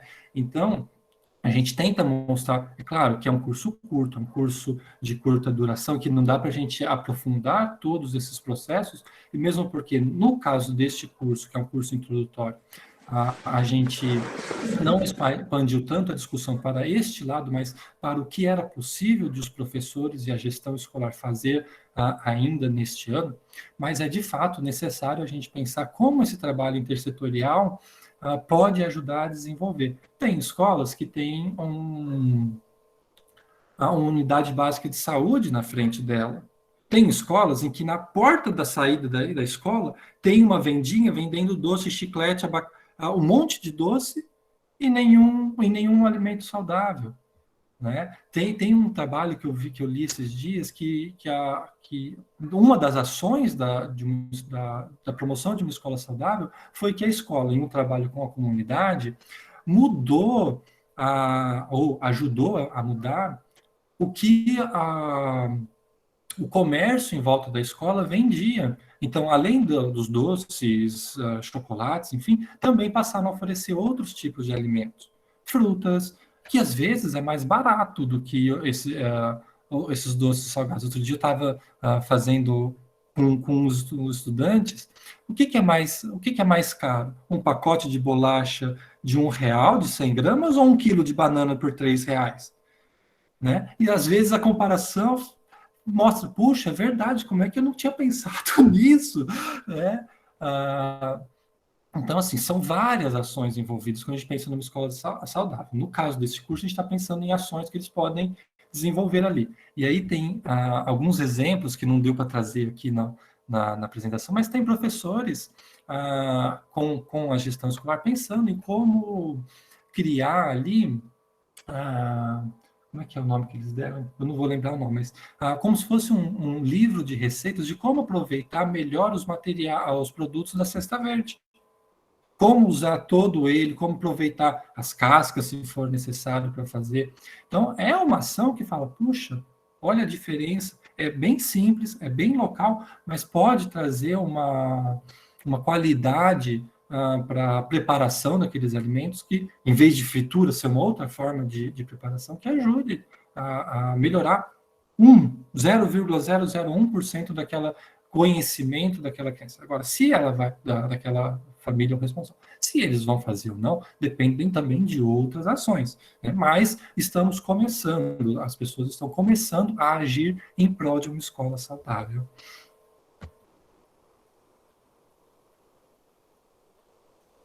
Na sequência, então, agora a Dani Turola, depois eu vou fazer a leitura da pergunta da Ruth no chat, Cirlei Deboni e depois a Aline de Moraes. Então, essa próxima pergunta minha, na verdade, ela foi feita através de várias reflexões que eu tenho feito e pensado nos cursos que eu tenho participado. E um deles é o AVAMEC, o Bem-Estar no Contexto Escolar, que foi indicado, se não me engano, pelo CAP, o pessoal aí, né? E eu entrei, estou fazendo, está sendo muito bom. Quando nós voltarmos, por exemplo, se voltar em setembro, vai voltar ainda, né, escalonado. E mesmo o ano que vem, quando, né, tiver todo mundo provavelmente vacinado, daqui para frente, nós como professores, não dá para a gente ignorar a questão da tecnologia, porque muitas vezes nós preparávamos as aulas e não tinha nada para a criança, por exemplo, em casa, fazer uma pesquisa, para você, o ensino híbrido que tem sido falado, para você ir incorporando aos poucos. Sabemos que nem todas as crianças têm acesso à internet ou têm computador, isso não é ignorado, né? Aí entra uma outra questão. Antigamente a gente falava o quê? A criança tem que ter acesso à escola, né? Os governos têm que dar acesso à escola e permanência, garantir acesso e permanência. Hoje eu colocaria, tem que garantir acesso, permanência e conectividade, uma internet gratuita, alguma coisa para ajudar as crianças. No caso das escolas, até pouco tempo, por exemplo, na pandemia, muitos de nós professores tivemos que pagar uma internet mais cara para não travar, né, trocar a cadeira que fica sentado o dia inteiro, trabalhando nela, computador nas costas, e outras coisas. Nas escolas, até então, antes da pandemia, não se tinha acesso ao Wi-Fi da escola para trabalhar. Aí vão falar, mas tem funcionário ou tem professor que pode usar isso indevidamente. Aí é consciência de cada um, porque eu sempre usei para trabalho.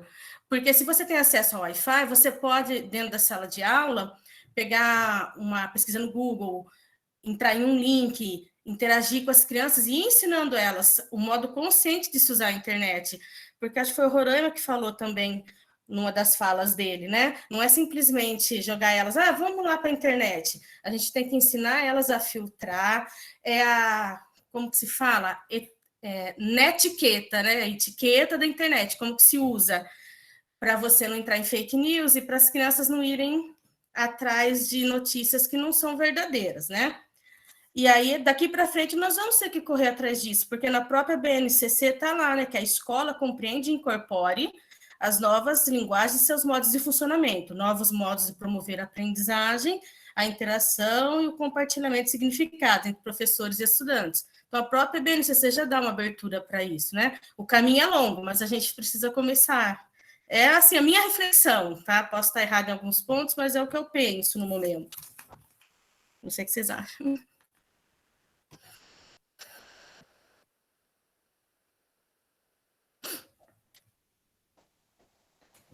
Dani, eu acho que é isso mesmo, né? A gente sabe que o caminho é longo, é cheio de pedras, mas em algum momento isso precisava ser iniciado. E foi iniciado, né?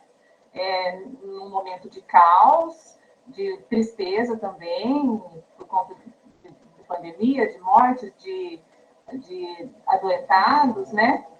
Mas, como eu falei, o start foi dado, né? Agora, como manter isso, melhorar, otimizar, que vai ser a grande discussão, né? A nova empreitada, né?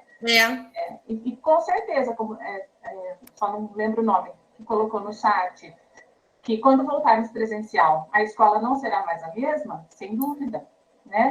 Isso nos aflige de certa forma, né? Mas acho que deve ser um combustível para que a gente também se empenhe nos nossos conhecimentos, na nossa prática modificada, transformadora, né? Acho que nós temos grande possibilidade de pensar diferente, né? Fazer diferente, contando. A gente sabe que tem que contar com a questão de infraestrutura também, mas se a gente deixar de sonhar e de acreditar, a gente paralisa, né? Então a gente não pode paralisar. Foi a Cristina Piccolo que colocou que quando voltarem às escolas, né, voltará a ser como era antes. Eu acho que não tem mais como ser como era antes. Não dá para ignorar tudo que está acontecendo, né? Sim, por isso que eu digo Obrigada. Que o uso da tecnologia eu vejo como um caminho sem volta, né? Então, mas como ferramenta, como muita gente já colocou aqui, com certeza, né? Eu vou falar por mim. Eu não era muito tecnológica. Eu tenho um monte de coisa no meu computador que antes da pandemia eu não sabia que existia. Aí, quando a pandemia entrou, eu fui correr atrás de me informar. Tem coisas que eu aprendi e dividi com colegas de profissão que me pediam ajuda. Tem coisas que eu aprendi com colegas da profissão, né, nos nossos HTPIs coletivos. Então, assim, é uma troca boa, né? Eu sou da época que tudo era no papel também, eu estudava na Barça, mas hoje a gente vai no Google. Estou procurando também, obrigada. Eu vou aproveitar e fazer a leitura da Ruth, na sequência a gente tem mais duas pessoas para fazer pergunta. A pergunta da Ruth ela é mais geral e eu acho que é mais para a gente pensar como rede municipal como um todo. Diante do questionamento de alguns pais, por conta da maioria dos alunos não terem acesso sem internet, seria possível futuramente a rede municipal, assim como na rede estadual, disponibilizar uma forma desses alunos terem esse acesso? Essa é uma pergunta bastante complexa, porque você não adianta só fazer o acesso à internet, você precisa do equipamento. E não é só o equipamento, esse equipamento vai precisar ter um lugar onde ele consiga ser mantido, né? A manutenção de internet, a manutenção de equipamento. E a gente sabe, até pelas nossas despesas, né, pessoais, todos nós que tivemos que estar conectado, ter um aparelho que funcione, o quanto isso é uma despesa alta. E aí é lógico que no nosso horizonte ideal seria que todos tivessem, que a gente pudesse, que na verdade a escola nem precisasse suprir isso, né? Que economicamente os alunos tivessem condição de ter internet de qualidade na casa deles, não só por conta do ensino, mas até pelo lazer que isso tem, e aparelhos que dessem condição de fazer esse uso. Então, essa é uma pergunta que eu acho super difícil de resolver, por exemplo, só comprando as coisas, porque para isso demandaria uma verba extremamente alta, porque é comprar e manter, né, a internet e aparelho para todos os alunos da nossa rede. Enquanto a gente ainda luta por conseguir manter as escolas em condições tecnológicas também, né? Eu penso que primeiro as escolas vão ter que ter uma estrutura mais adequada em termos de tecnologia e internet, porque todas as escolas que eu atravessei, isso sempre ao longo do tempo que eu estou trabalhando aqui na rede e em outras redes que eu também já trabalhei, sempre foi uma questão. A gente não tem isso tranquilamente nas escolas ainda, em pleno século XXI, e no estado de São Paulo, porque a gente está num dos estados mais ricos do país. Então, a nossa realidade, além de tudo, apesar de ser super precária, ainda é uma realidade que era para ser mais privilegiada. Então, eu acho essa pergunta super complexa, super difícil de resolver, tanto a médio quanto a longo prazo. E, apesar de ser necessário, apesar do século que a gente está e do lugar onde a gente está, eu mesmo acho muito complicado de resolver isso e comprar, considerando toda a nossa situação financeira atual, não só a nossa da rede municipal, mas do país como um todo, eu nem não consigo ver isso no horizonte, assim. Se alguém quiser comentar na sequência, eu vou primeiro passar daí para deixa eu ver o nome, para Cirlei, e na sequência a Aline de Moraes ergueu a mão, e na sequência o Igor.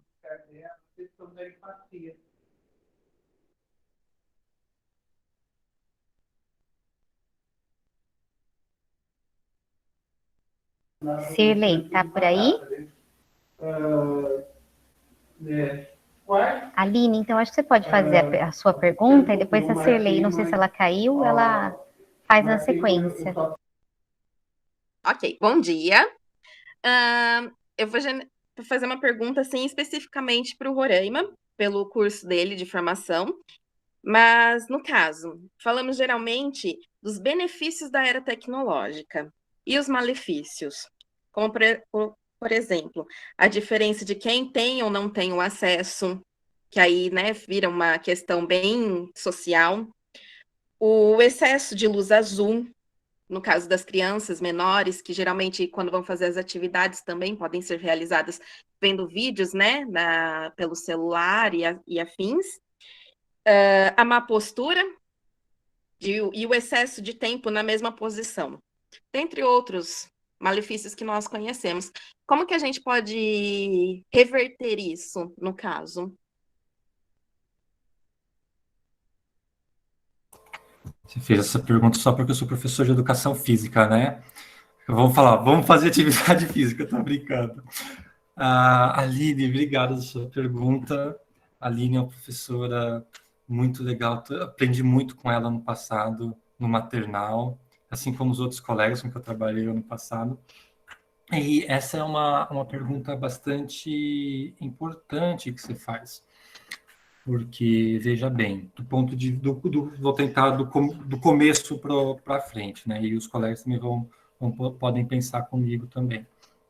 Quando a gente pensa em uma escola saudável, também perpassa esses aspectos do acesso à tecnologia.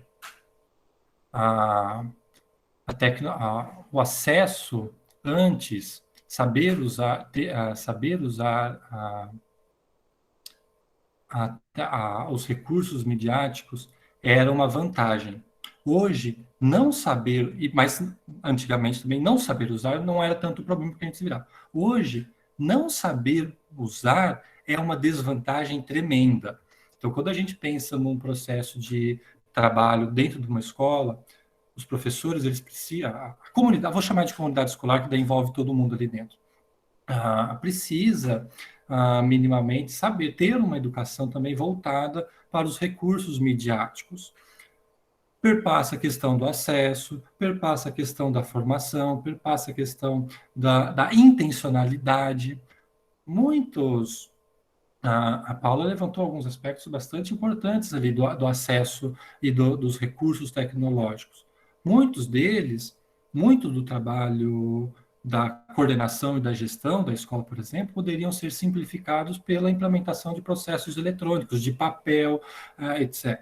Tá? Mas aí foge um pouco da que a gente pode discutir também do ponto de vista do pedagógico. Bastante trabalho dos professores, principalmente pensando agora nessa condição de ensino que a gente está vivendo, poderia ser facilitado, ou não também, depende, né? Pela adoção e pelo acesso a esses recursos, porque a gente consegue encontrar dentro da rede, né, da internet, diferentes recursos que poderiam ajudar a gente a auxiliar nesses processos de ensino-aprendizagem na escola. Então, pensar, esse é um lado positivo. O outro lado, que vai para o lado do malefício um pouco, é exatamente isso, pensar o tempo que a gente e as pessoas que estão trabalhando em outros contextos, e as próprias crianças, estão ficando sentados em frente de telas de televisão, de computador, ou enfim. Antes da pandemia, tinha estudos mostrando que, além do tempo que eles ficavam sentados na escola, eles ficavam mais 5 horas em comportamento sedentário, sentado ou deitado. 5 horas, além das 5 horas, né? São 10 horas, quase a totalidade do tempo, os 70% do tempo acordado dessas crianças. Então, olha o que a gente tem que pensar também, a questão do uso desses recursos tecnológicos, para como é que a gente vai usar esses recursos tecnológicos e qual vai ser a intencionalidade deles. Porque também tem, por outro lado, essa questão de ficar na luz azul até altas horas da noite, que prejudica o sono. Já tem pesquisas mostrando isso, tanto é que tem recursos nos celulares e nos computadores atualmente, que vai esmaecendo essa tela, retirando essa cor azul para descansar um pouco os olhos na noite. Isso é importante também. O tempo que a criança fica ali, que poderia ser atividades propostas de uma maneira mais ativa, que faz ela sair desse comportamento de ficar sentado o tempo todo, não só para buscar água, mas para fazer alguma atividade. Enfim, acho que tem uma discussão bastante ampla aí, Aline, e que passa mesmo essa preocupação também, não só com a tecnologia, mas também com a saúde das pessoas que estão fazendo uso dessa tecnologia. A gente tem visto, a gente lê né, o que as pessoas têm feito para se organizar. Então, elas estão tentando se organizar de um modo que elas consigam interromper ali a cada 1, 2 horas que ficam sentadas, levanta, faz um movimento, um alongamento. Poderia ser uma prática institucionalizada dentro das escolas? Não sei se essa é a função de ensinar, mas isso está na questão da organização do trabalho. Mas a gente também, com esse contexto que a gente está ensinando, a gente não está conseguindo organizar muito os nossos tempos. Os tempos que antes eram escolares dentro da escola, agora invadiram todos os outros nossos tempos de lazer, de relações familiares, de ir. Outro dia eu estava no supermercado respondendo problemas de uma das escolas. Falei, gente, estou num momento que nem é o momento. Né? Então, isso a gente precisa aprender. Isso também faz parte do processo educacional, de aprender quando as coisas, os horários acontecem ou quando os horários não acontecem. Isso também tem relacionado com a saúde. Aquela imagem que a Renata mostrou na apresentação dela tanto do WhatsApp como do arquivo digital, mostra isso, que cada um de nós, nesse trabalho, a gente tem que aprender também que o outro tem horários diferentes dos nossos. Né? E às vezes a gente fica, porque isso aqui é imediato, né? A gente manda e fica esperando, cadê a resposta? Cadê? Você não vai responder? Você não... Né? A gente fica esperando a resposta. Mas a gente tem que aprender, a gente tem que ser educado para aprender que as pessoas elas não têm a obrigação de nos responder imediatamente. A gente também tem que aprender a organizar esse tempo, né? Mas é muito difícil de fazer isso. É fácil a gente falar, tal. A gente vê alguns blogueirinhos na internet fazendo isso, mas é muito difícil, porque a gente não tem as habilidades necessárias, as condições necessárias, muitas vezes, para fazer isso. E a gente tem que ir aprendendo aos poucos.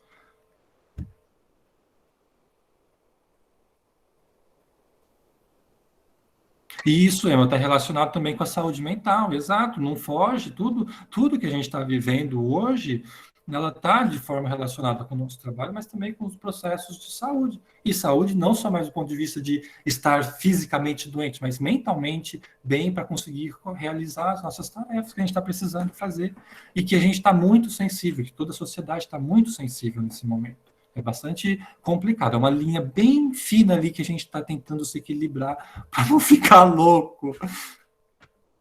E no caso dos alunos, o que podemos fazer, né, para dar uma otimizada, ser um exemplo positivo para eles? Então, Aline, isso é bacana.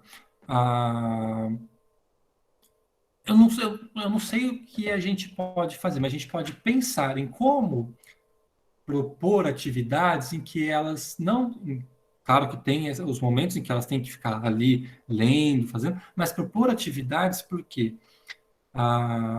Que façam elas, se elas recebem fisicamente, ou seja, pelo celular, que ponham ela para se movimentar. Ou para, principalmente na educação, no ensino, no maternal, nos primeiros anos do ensino fundamental, no infantil, isso é muito mais visto, né? De colocar as crianças para aprenderem a partir de atividades lúdicas, de jogos, de brincadeiras, tal. Tem bastante intencionalidade. Nos anos finais do ensino fundamental, ou do primeiro ciclo do ensino fundamental que o município tem, fica um pouco mais complicado porque tem uma avaliação externa das famílias. Meu filho vai ficar brincando, eu não lembro quem trouxe essa questão no começo, vai ficar brincando o dia inteiro? Como assim? Cadê a atividade? Cadê a leitura? Cadê o que ele tem que escrever ali? Também faz parte, mas a gente também tem que saber. E aí, aquela questão da comunicação, de como levar essas atividades para o exterior da escola, a gente está exteriorizando aquilo que a gente faz, e as famílias não necessariamente têm a obrigação de saber o que fundamenta o nosso trabalho, mas explicar para, está fazendo isso por causa disso. Por isso que eu digo, é uma linha bem tênue de que ambos os lados estão muito sensíveis e prontos para a crítica, mas não estão prontos para, talvez não estejam prontos para parar e ouvir nesse momento. Está bastante tensa essa relação, né? Mas eu iria nessa direção de propor, então, continuar, de mostrar atividades que coloquem as crianças em movimento.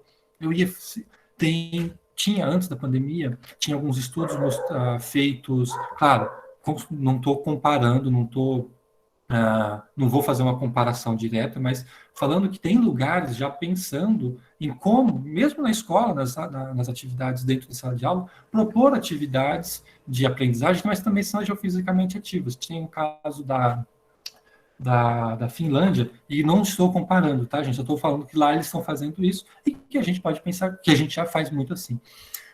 Eles estão institucionalizando nas escolas salas de aula com menos cadeiras e carteiras, para ter mais espaço livre para as crianças poderem se movimentar durante o processo de aprendizagem.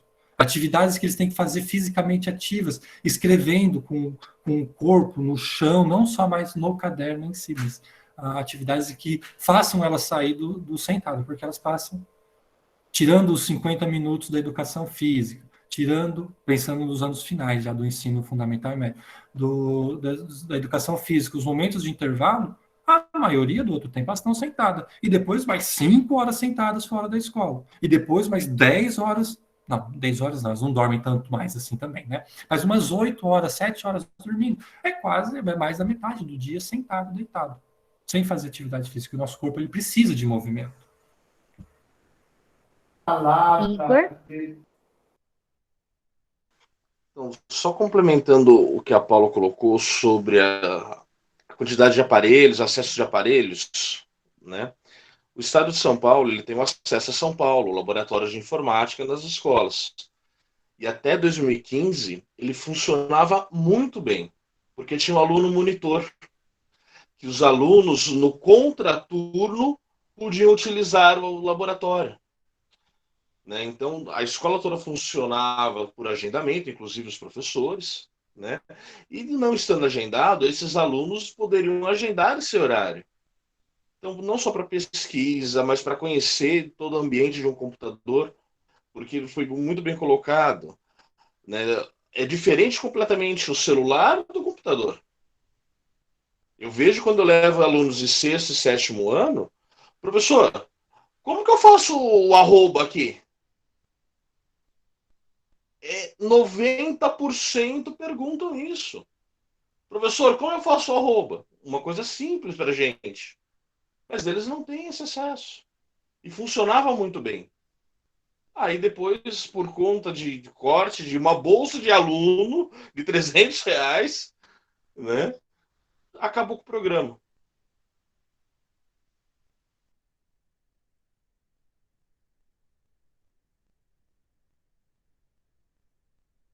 Pessoal, tem mais alguma pergunta? Algum comentário para a gente já ir caminho de encerrar a nossa sala? as discussões foram muito bacanas, os temas eu acho que tiveram muita relação, a participação foi bem legal de todo mundo. Se alguém quiser fazer algum comentário para a gente já caminhar para o encerramento.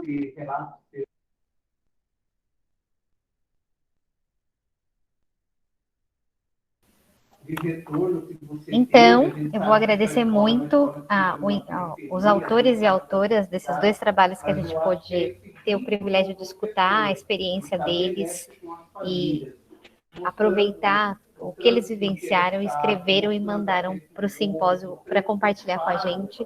Eu acho que isso é muito importante, que a gente tenha como prática no nosso, apesar de toda a correria, é muito importante a gente sistematizar nosso trabalho de alguma forma para compartilhar com os pares, porque é nesse processo de compartilhamento que a gente enriquece a nossa experiência, vê o que o outro está fazendo, descobre que as situações que a gente tem vivenciado é muito parecida, alguns têm dado um determinado encaminhamento, a gente outro, e é nessa troca entre os pares que eu acho que a pandemia acentuou mais do que nunca, porque a gente tem tido mais processos de integração e trabalho coletivo, que a gente não pode perder de vista e tem em mente, né? Fazer isso com o nosso trabalho também, para que outras pessoas conheçam aquilo que a gente faz.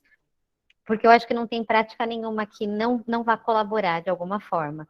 Então, eu incentivo muito, assim como a Renata e a equipe dela, o Roraima e a equipe de autores que eles fizeram isso para o simpósio, que vocês se animem para fazer para o próximo simpósio e para a própria revista da educação, porque é nosso espaço de compartilhamento de experiência, para além do nicho da nossa escola, além dos pares que a gente costuma trabalhar. E eu acho que isso fortalece a gente como profissional, isso é formação continuada, isso é o nosso processo de construção de dever. Então, eu acho muito importante, agradeço muito vocês terem feito isso. Quando a gente faz isso, a gente se expõe, a gente fica com frio na barriga, a gente tem receio de falar besteira, fica pensando se a minha prática é relevante, se não é. Eu acho que tudo isso a gente tem que deixar de lado, vencer essa preocupação e essas ideias anteriores e para poder compartilhar mesmo, porque é muito importante. Pode falar, Liliane.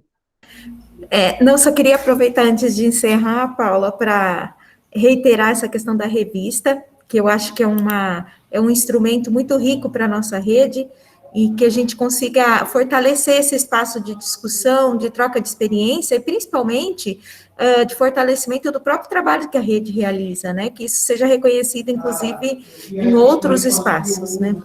Muito interessante, parabéns a todos os envolvidos. Mais alguém quer completar alguma coisa? Eu vou pôr de novo a lista aqui no chat, não deixem de assinar.